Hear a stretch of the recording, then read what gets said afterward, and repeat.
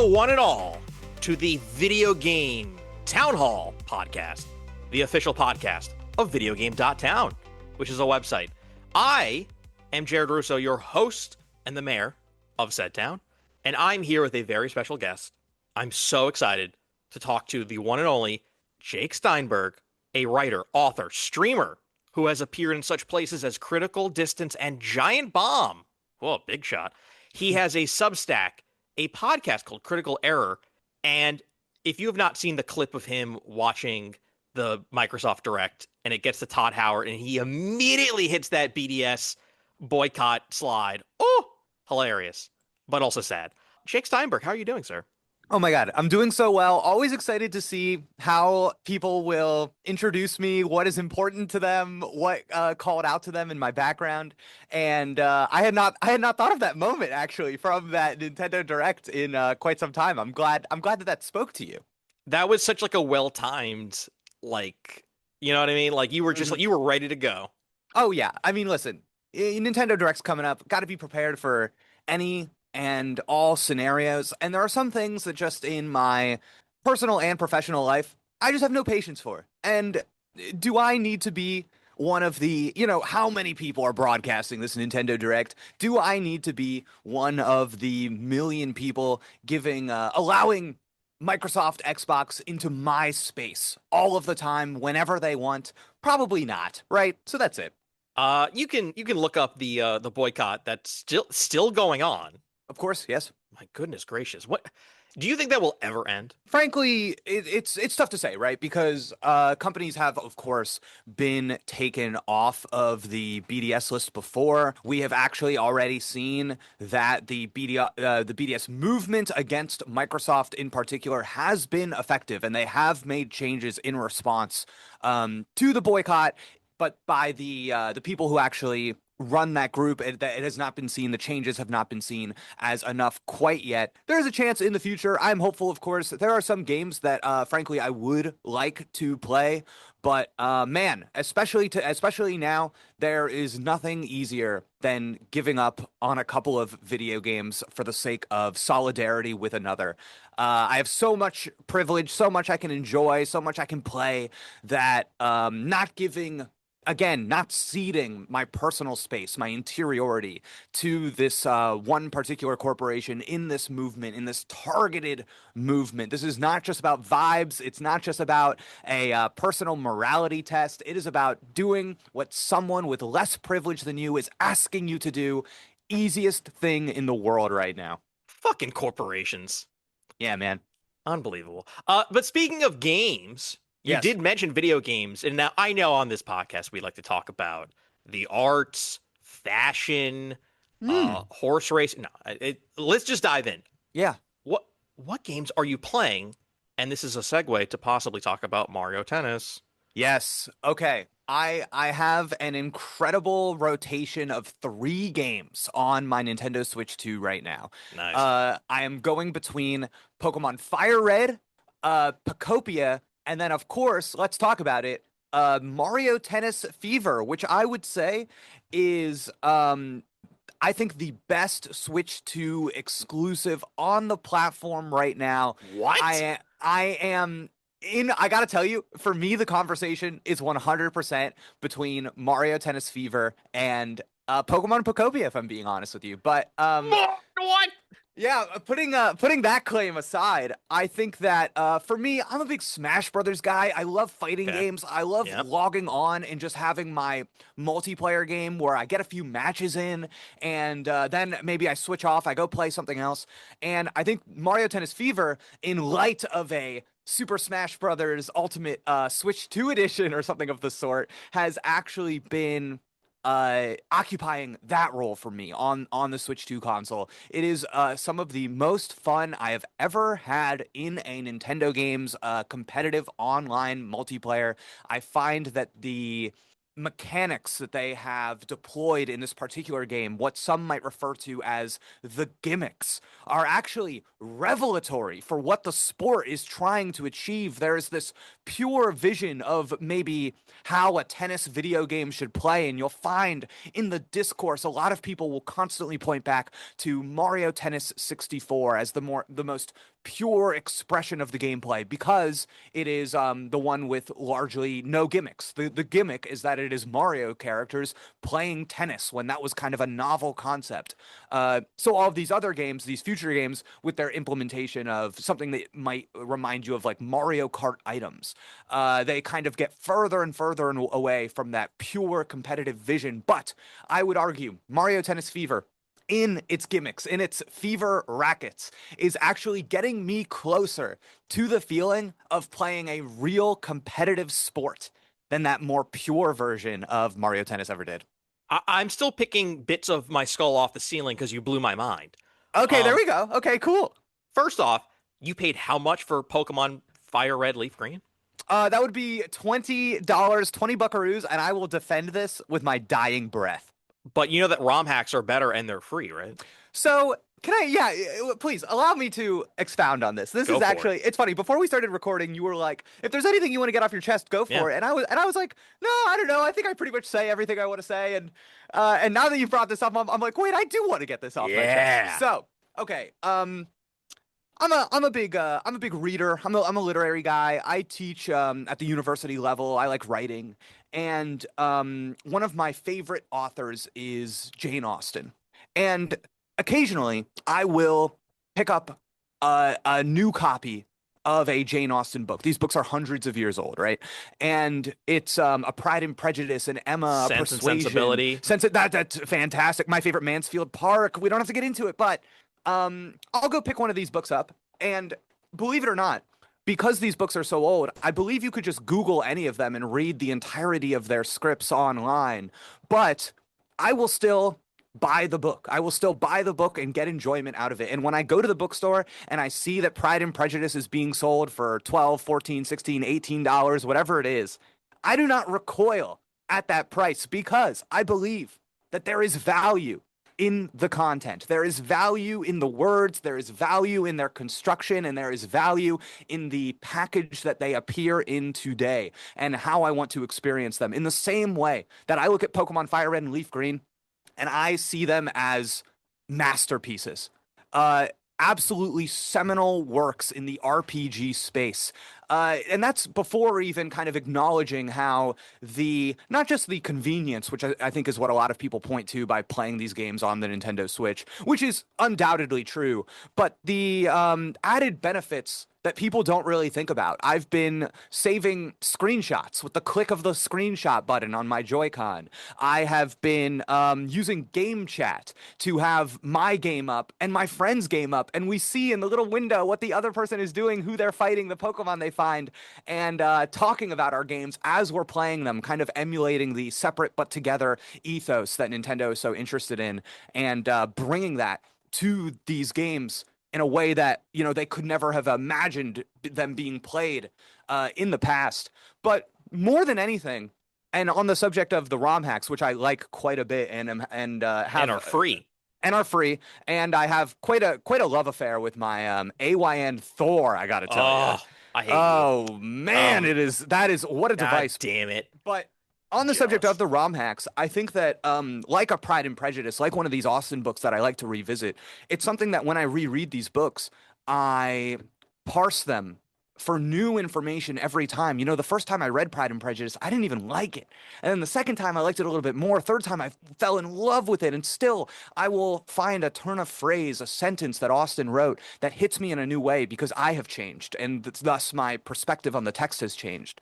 And even now, however many years later, I don't know, 20, I'm playing Pokemon Fire Red and I'm reading into it new stuff that I never noticed before. There is this incredible thing. So Generation 3 is when these games came out, these Pokemon games, and right off the tails of Ruby and Sapphire.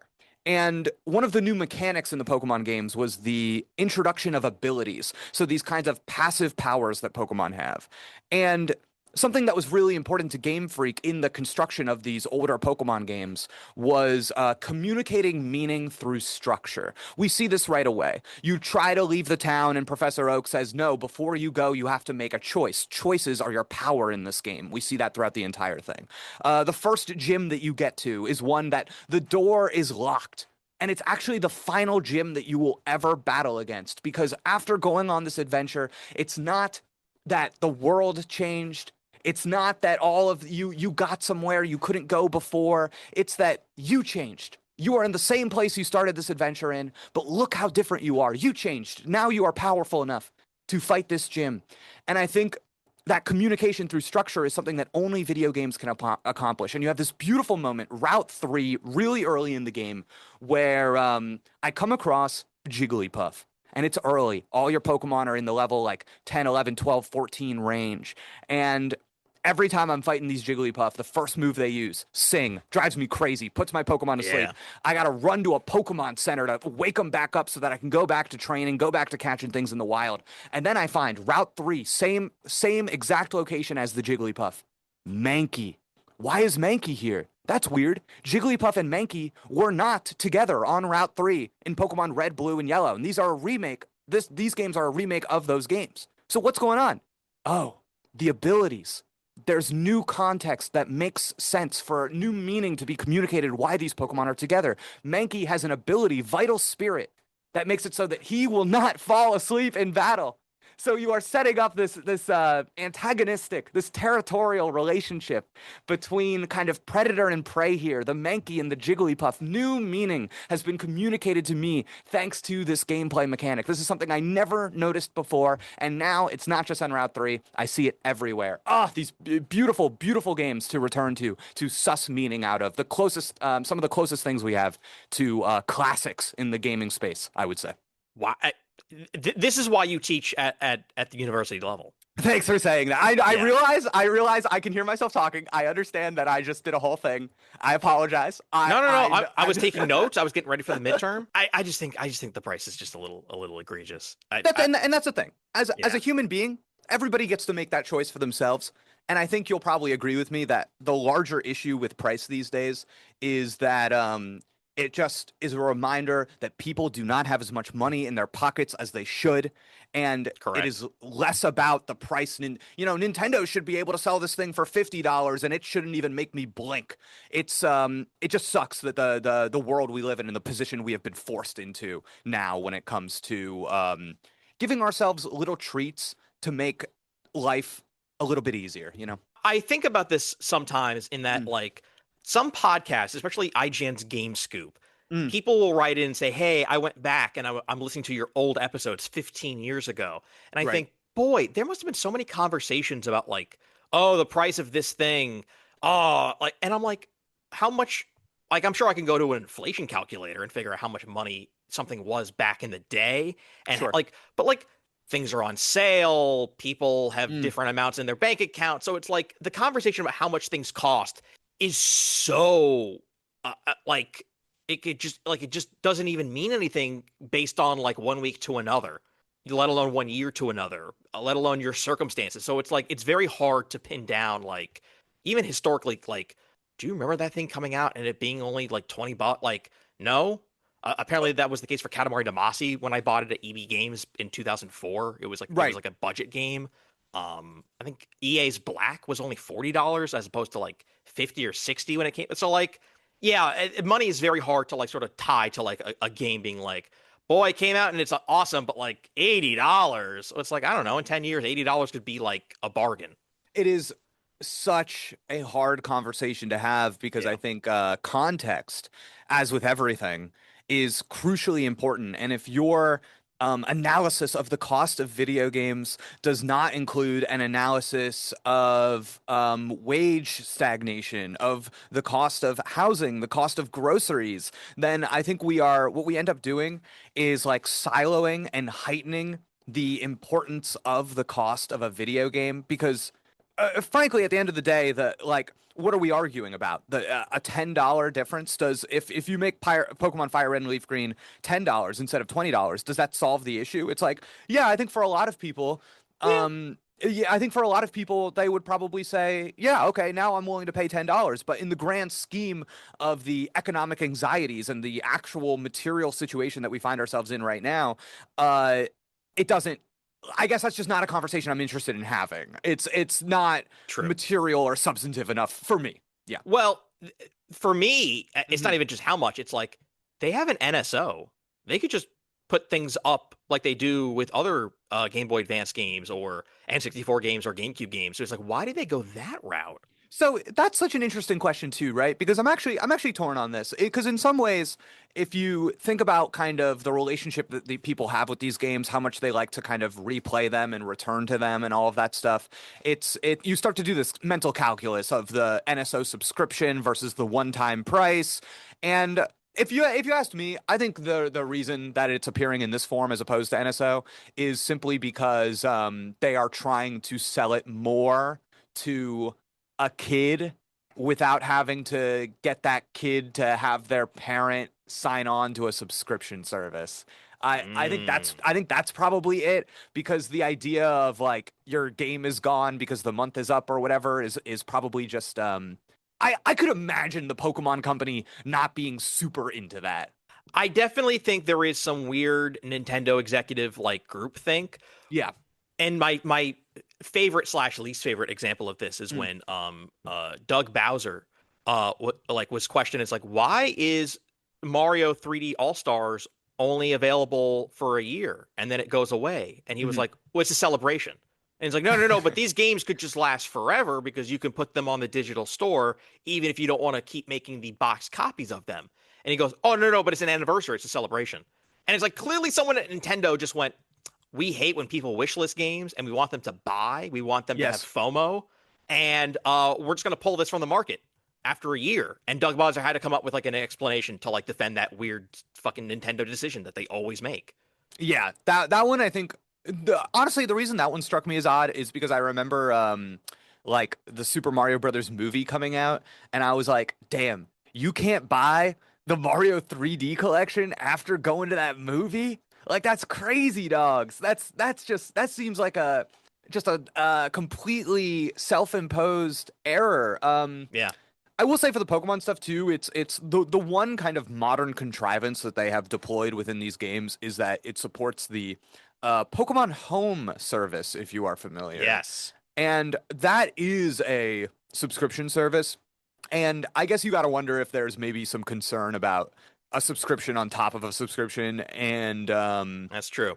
yeah, and maybe some weird thing about like you have a subscription to this game and then you upload your Pokemon to the cloud and then one subscription is out but the other one isn't and then like I don't know, it gets a little murky, I would say.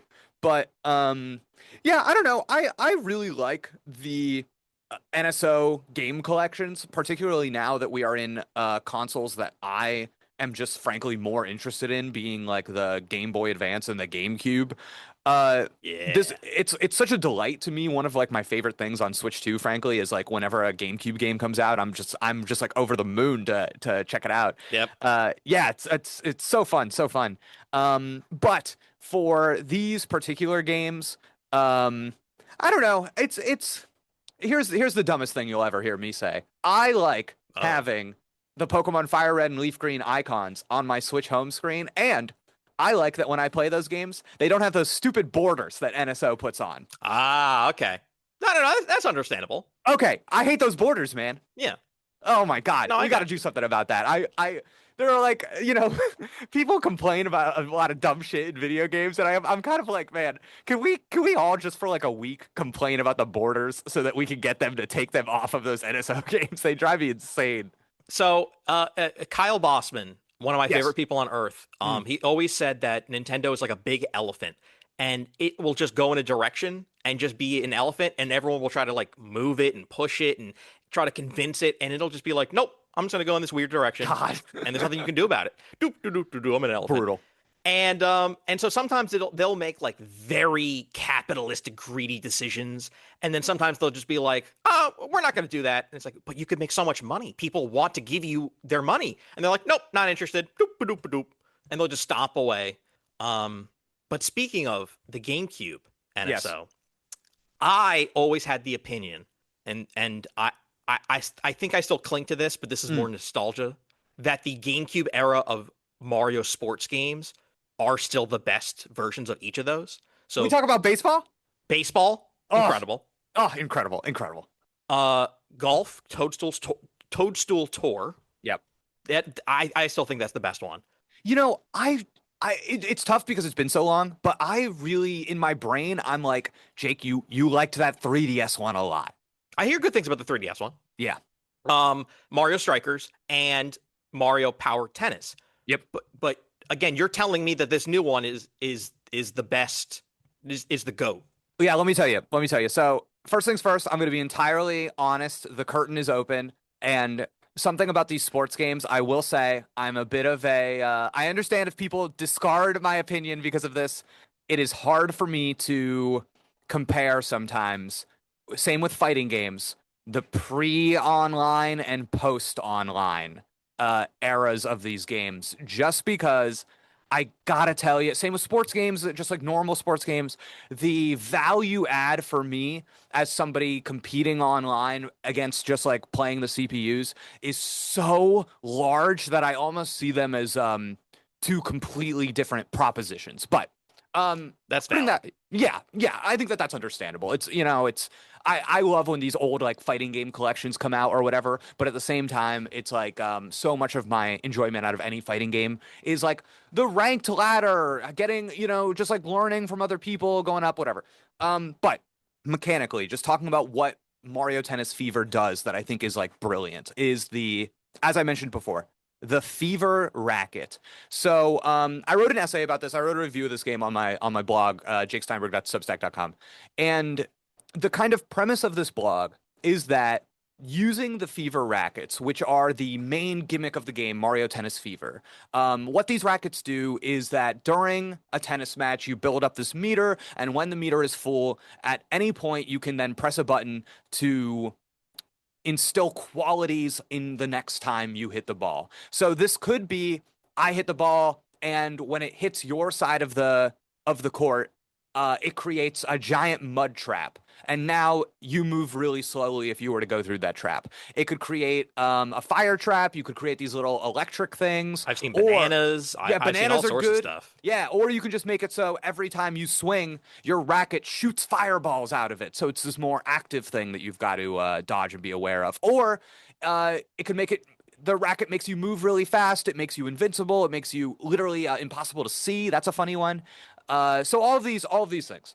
And I think what these Fever rackets accomplish is not this kind of turning of the power dynamic in a game. It's not, okay, all of a sudden I press this button and I am at an advantage. Instead, it is this bid for momentum, momentum and presence, two words that I think are really important when thinking about any sporting event. If you play sports, if you have ever played sports, you are familiar with that change in the atmosphere when you are overpowering another or when somebody is overpowering you. And what happens is I activate my mud trap, and if you see that coming, you can hit the ball before it lands on your side of the court and actually reflect my mud trap back at me. And now it's on my side. And now you've got the momentum. But because tennis is so concerned with controlling space, you are trying to place the ball where your opponent will not be. You are thinking about how can I best control my opponent and control the space. That is what every single Fever racket is concerned with. So it ends up being this visual evidence of something that you normally only feel in an intangible way. I have had that feeling before of I played D1 baseball in college, and Oh, I know, insane, really funny fun fact. what position? And I was a pitcher, and I was not very good, Oh, and it was kind of this joke where openly I never really played outside of one instance, but I was on the team because the coach knew me and needed somebody to throw curveballs in practice for everybody else to practice hitting. And I was really good at throwing curveballs. It was the one thing that I could do at a level that was so high that it was like shocking to people. And I know what it's like to be on that mound and to have guys that look like they're twice my age, twice as big as me. And it's like, okay, between these two people, I know who is going to win and just outmatch them, just completely outmatch them. And again, like control that space. It was like I had these moments on the pitcher's mound where if you asked me, the world was moving in slow motion. If you asked me, I was 2 feet away from that batter and I could tell you every little hitch in their body, every little motion that they were doing, when and how and where to throw that ball so that I knew that they weren't going to hit it the second it left my hands. And that is the feeling that I think that this game is trying to achieve with this use of the fever rackets. It's the weapon, it's the curveball, it's whatever it is that you have. It's I'm going to use this thing to control my opponent, to demonstrate that I have mastery over them. And normally, that kind of understanding, competitive understanding, is relegated to our minds. It's relegated to the atmosphere, the intangible. And I think in this game, you look at the court. And it's funny, man. I have these matches where you look at one side of the field and not only is it covered in mud because that's what I did to them, but their side is also covered with fire because they were trying to use their firepower on me and I reflected it back. So all of a sudden their side of the field is overwhelmed with all of these obstacles. And it's because it is evidence. It is a visual literalization that I have dominated this match. Well, you speak about control.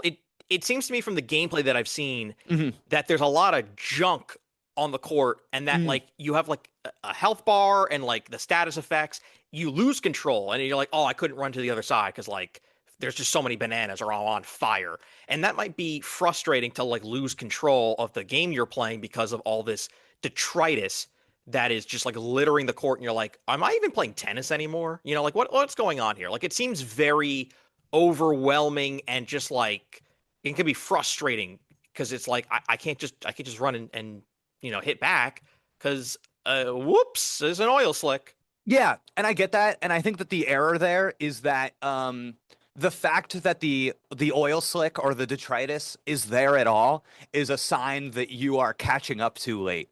That you should have been on top of this problem because again, every single power up that is being used against you, if you are in control of the match, it will never land on your side of the court.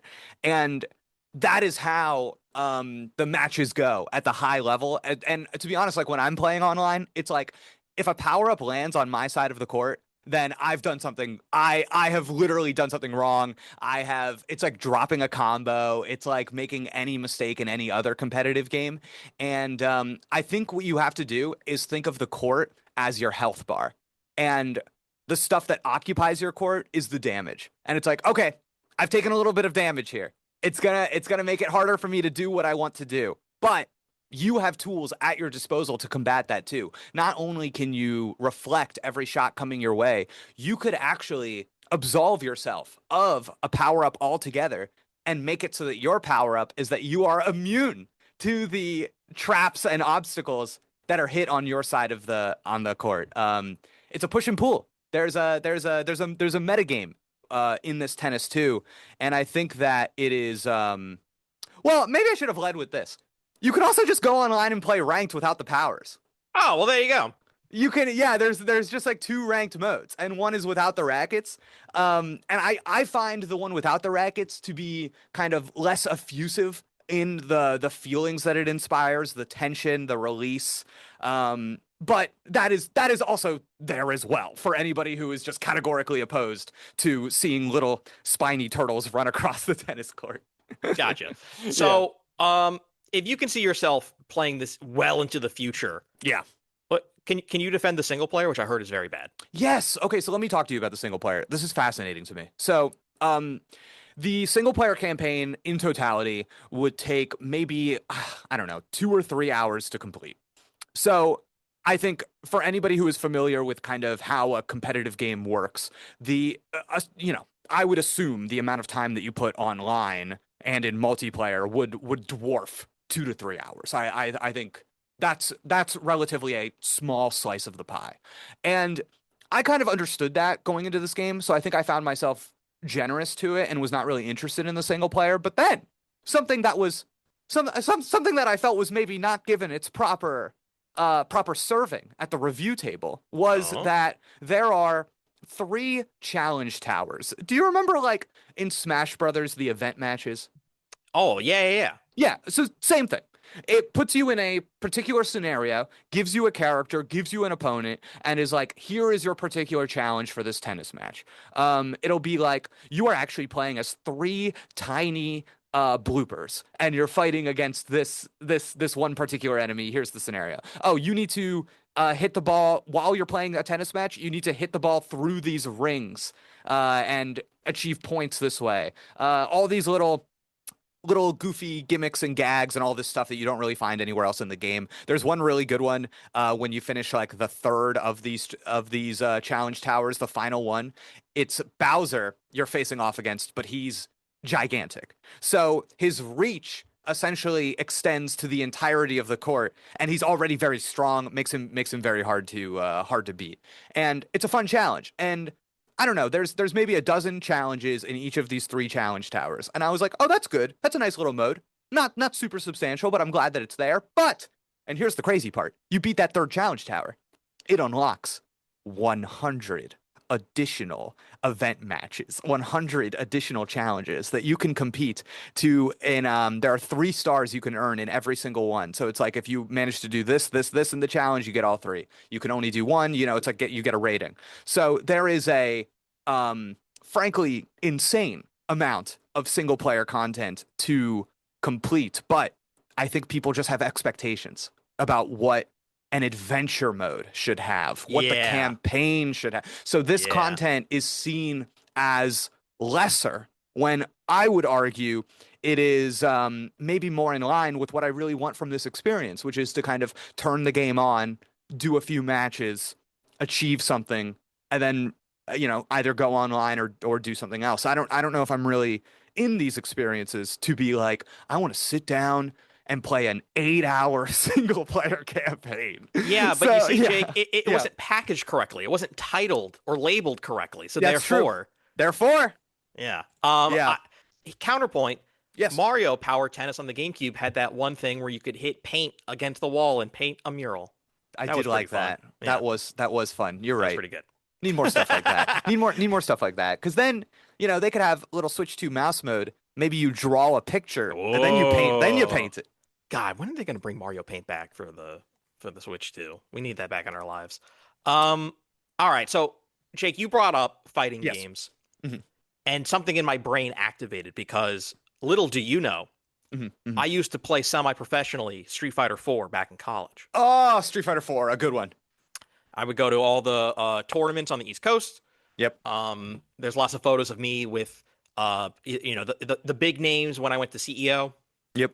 And now I can't imagine finding Maximilian Dude or Daigo or any of these people at major tournaments. It seems like that's a lot harder back when back in the day it was like really easy to sort of just like walk up to Justin Wong and just have a conversation, Right. Like Right.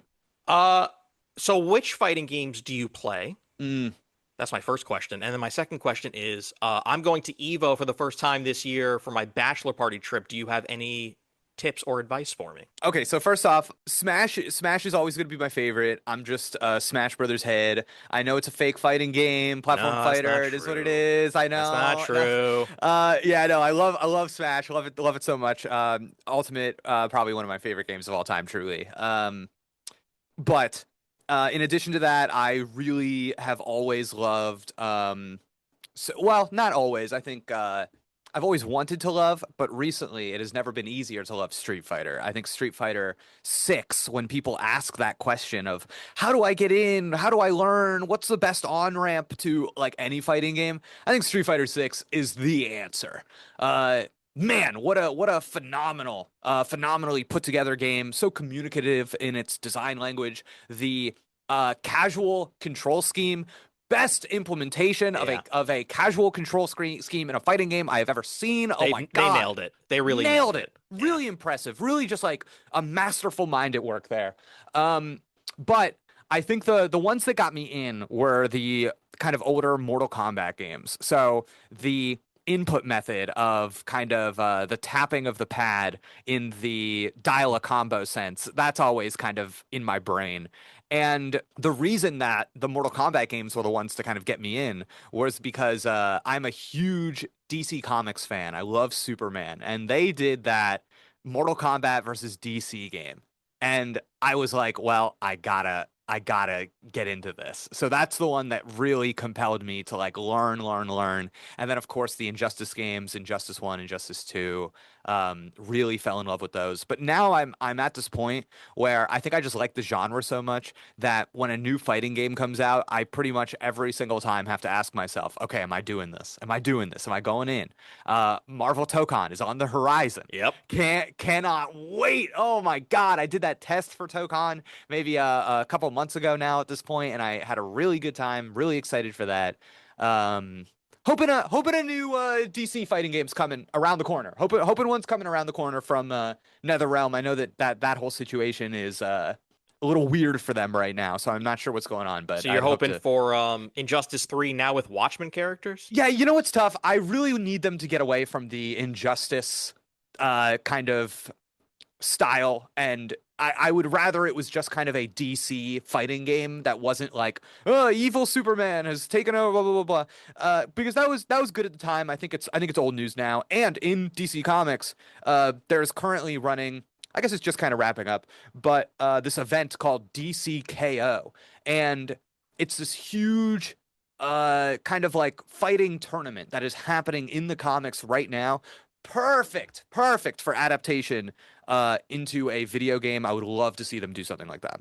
Well, it'll never happen because the Ellisons now control half of. No! I know, it's insane. Oh man, I cannot fathom what happens to all those devs between Wonder Woman being canceled and that studio Yeah. being like, that's bonkers. Yep. Whatever they're doing, Lord of the Rings. Yo, God, Lord of the Rings. The people who make the Harry Potter games being held at gunpoint in 8 different ways. Right. I think it was like, hey, we had like the surprise best-selling game of the year, live service, and it's like, what? Right. Don't even get me started. I Rocksteady. yeah, that's right, Rocksteady. Which, Brutal. by the way, why the fuck has no one like told them, hey, you could just do Batman Beyond and just sort of like reboot that and just do 3 more Batman games, but do a cool futuristic cyberpunk city with like whole new villains. Yeah, my suspicion is that Rocksteady, as we knew it, simply does not exist anymore. Yeah.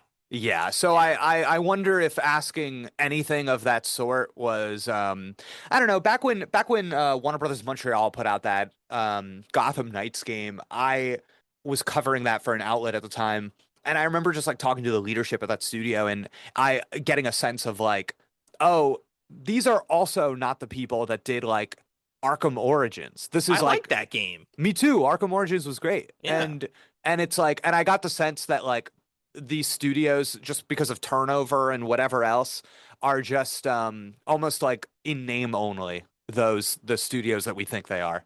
That happens to more studios than you'd think between like Bungie and BioWare. BioWare. Yeah. Mhm. It's just like whoever made those games that you love, like those people are gone. Yeah.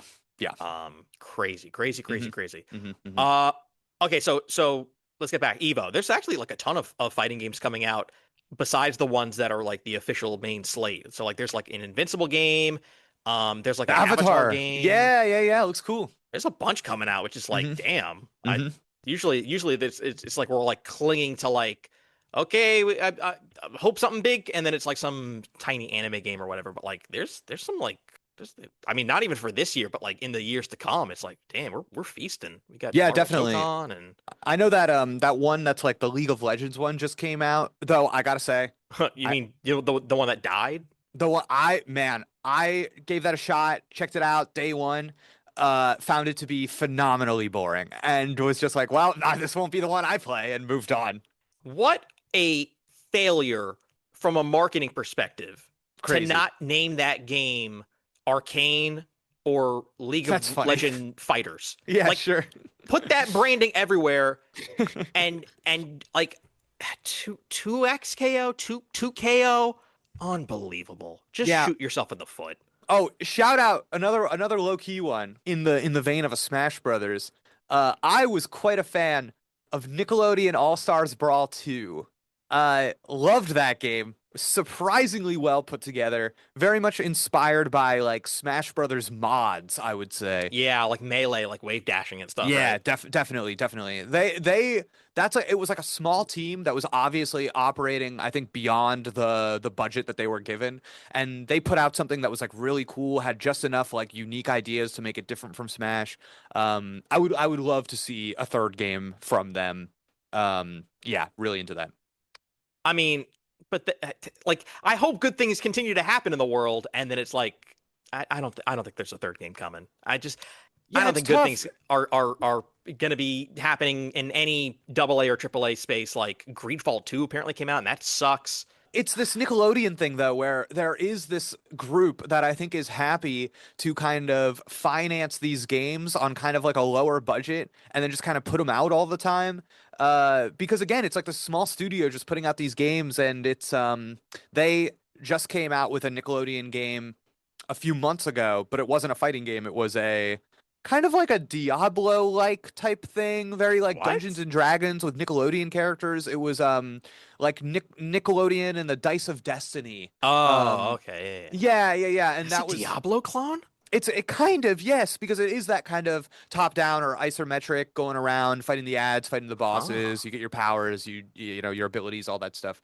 that's And interesting. that was the Fair Play Labs, who was the developer of the Nickelodeon All-Star Brawl game. So it's like, okay, they have something going on there. Like they've got some kind of deal where they're, I guess it seems, happy to be doing this. I will say that like having spoken to people on that team before, I have gotten the impression that it's kind of a introductory game development job where people kind of see it as getting experience before maybe moving on to something else. But liking that that's what it is. So who knows? I don't know. I could see them getting the license for another fighting game. I think that those Nickelodeon Smash games have done well for them. They've the last one certainly reviewed well, and now with them, I don't know. It's one of those things where it's like the Switch 2. I'm like, that is, you guys want to be on that platform. That's, I think, where you would do the best. Yeah. Throw something together, get it on that Switch 2, get all those Smash players before Smash Ultimate Switch 2 edition or whatever comes out. Man, you got all the inside sources. You know everybody. You're Well, just this is chatting up the whole industry. we're just talking about we happen to just be talking about things that I'm like I'm far too in on this. I also okay, wait, full disclosure, this might be relevant. I did do a trailer for them. So I was a voice in a character reveal trailer for that Nickelodeon All-Star Brawl 2. So Which one? I was I did the voiceover for the Angry Beavers character reveal trailer. Ah, yes. So No, if, Norm and and Daggett Dag. Yeah, yeah, Daggett yeah. and Norbert, yeah, Daggett Yeah. and Norbert. So in case any listener is like, Jake, you're compromised. I understand. Copper. I'm It's fine. compromised. I'm. No, it's all right. Well, in the short amount of time remaining, I wish this can Sure. go longer. What have you been playing lately, and what are you looking forward to? Just any sort of big general impressions about the year so far and the year to come. Yes. Okay. So I talked about Pokemon Fire Red and Leaf Green. Love those games. I'm playing Pocopia right now, which I think is a really fascinating game because it is so much more than kind of the Animal Crossing with Pokemon that it has been billed as. It is an extremely active game. There is always stuff to do that is like very linear and intricately designed. And I think it's this funny game that it it almost seduces you with the promise of lore. It's like look at all this stuff that you recognize. It's something, it's connected to something. There are answers here. But I think what's really kind of cool and neat and beautiful about this game is how profoundly sad it can be, and how there are these like genuinely inspired narrative moments just coming across a discarded note, seeing something that is this faint echo of something you remember from those old games, and kind of how it all ties together into what this game is narratively doing and what it is about, and how concerned it is with loss and moving on and what you do after you have been abandoned. It is like there's so much going on in this game that I think could be lost to the idea of like, oh, it's all just lore and Easter eggs and that kind of thing. And a magic card being like, yo, bro. Yeah, right. And it's really cute. Yeah, it's really cute and funny, and it's just kind of like constantly entertaining. I think that game's gonna continue to do well as the year goes on. It travels very well on social, but I think for what it is, it's doing so much more on the page than I expected. So I'm actually like quite impressed with this game. Oh, and the multiplayer features are phenomenal. I'm like, oh wow, you guys nailed this. I hope I think next Animal Crossing game needs to take some notes about how they're going about creating a experience that is you have an entire single player thing that is like so perfect for playing on your own, and then a completely separate online experience for whenever you want to do stuff with your friends. Really neat. Wind and Waves take notes. Dude, I am very excited for Winds and Waves. I will say, I can't wait. I think it's going to be a good one. I liked what I saw in that reveal trailer. I think leaning in to existing in the environment, to the environment creating friction. Those old Pokemon games, you had the HMs, and those were kind of how they gated progress, right? And I think if you could do something in this game with, oh, your Pokemon is not strong enough to swim through these water currents right now. The waves are too harsh. Like, oh, that's an interesting problem I need to solve. This cave is too dark. You need a fire Pokemon to light it up. I would love to see let's see like a lake and be like, yo, Jake, you got to cross this lake. And it's like there are 6 different ways I could cross that lake. Maybe I freeze it with an ice Pokemon. Maybe I fly over it with this Pokemon. Maybe I create a bridge with this Pokemon. I that's the kind of thing that I think I'm hoping for. That kind of emergent gameplay that will be exposed by that. I don't know, this kind of promise of winds and waves. Like that actually tells you something about the game in a way that something like Scarlet and Violet is like that's nothing. That's okay. It's Pokemon new one, Pokemon other new one. So I'm hoping Winds and Waves does that. But really quick, the game I'm really looking forward to, that's highest on my radar right now. Its release is imminent. Yoshi and the Mysterious Book. Can't wait. Really? Yes, can't wait. Oh, listen. There's a book in this game.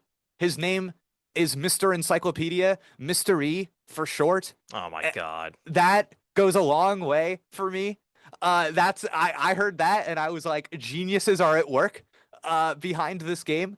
But I really think that Yoshi's Woolly World is one of the underappreciated greats of the kind of Nintendo canon.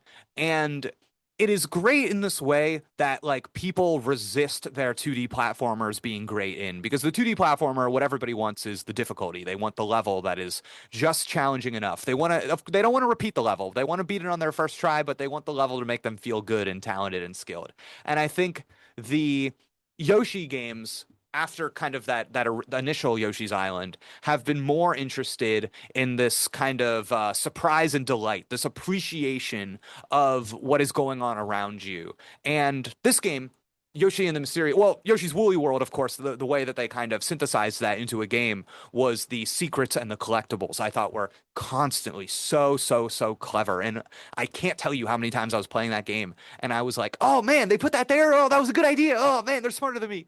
And I think that that's kind of fun. But Yoshi and the Mysterious Book being this whole thing where it's like the context of the game is that you are literally filling out the pages of this book, and they just had a release date trailer for the game yesterday, and it showed how you find these creatures and you discover them, and it's almost Pokemon-esque, right? Because you discover what they do and what platforming powers they impress upon you. So the trailer focused on this guy with a big ring for a mouth, and if you run with him through the air, he will create little bubbles that you can jump on.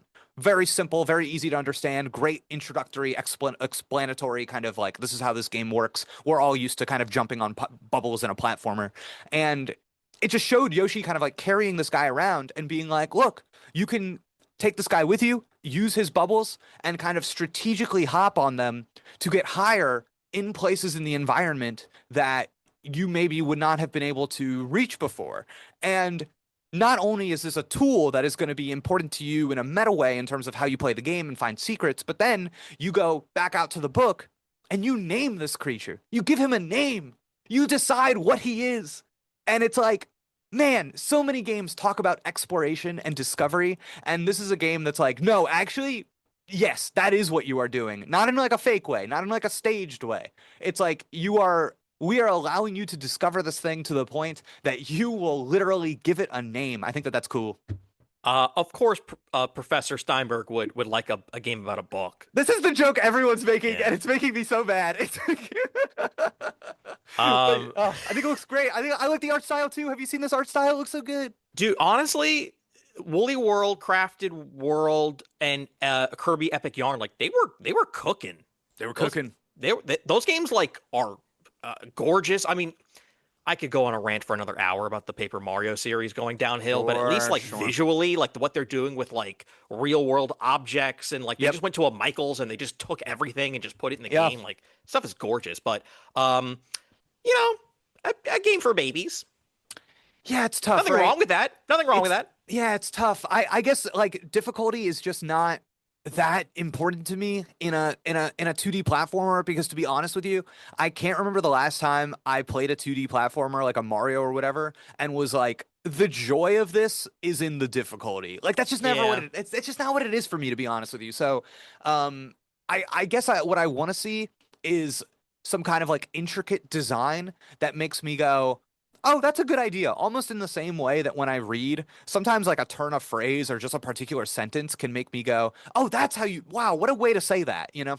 Yeah, no, I mean, like, obviously, I'm joking when I say it's a game for babies because, No, like, no, I understand I completely Yeah. understand the sentiment though. Yeah, yeah, I mean, babies need games, but of course. I think of the Princess Peach game, which is I played that demo and I was like, man, there's just like not a lot here to sink my teeth into. I mean, I love the way it looks, but I got to tell you, it was boring. It was yeah, so boring. it's very simple. It was very boring, and I was Yeah, like, okay, yeah.